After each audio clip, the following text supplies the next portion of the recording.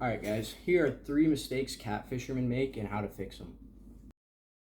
Alright guys, you should not be using anything less than 20-pound mono for catfish. There's a whole lot of reasons why, but some people just go too light with their line, and catfish are not weak fish, and you'll hook a 20-pound channel cat.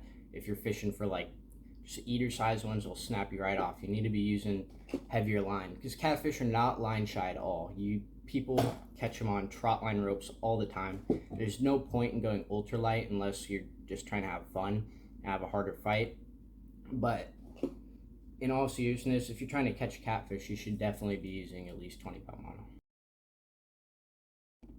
I definitely like to put braid as my main line and mono as a leader, just because the main line, the braid's a thinner diameter. It's going to cut the water a lot easier than mono. And mono, it's more kind of resistant to rocks. It won't beat down as much over time. So if it's on the bottom part of your line where your bait's going to be up in the snags on the bottom, it's not going to get as beat up as braid would, and it'll definitely last longer. Now probably the last and one of the most important for sure is not tying a good knot.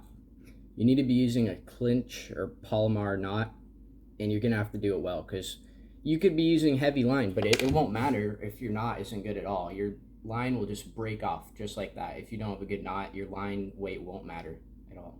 So you need to be tying good knots, and you need to retie them every once in a while too, because when you're fishing for catfish, you're gonna be fishing in snagged areas.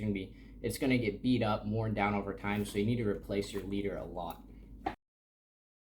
I hope you guys enjoyed the video. If you want me to post something like this, or trout, bass, fishing, hunting, just let me know in the comments and I'll try to make a video.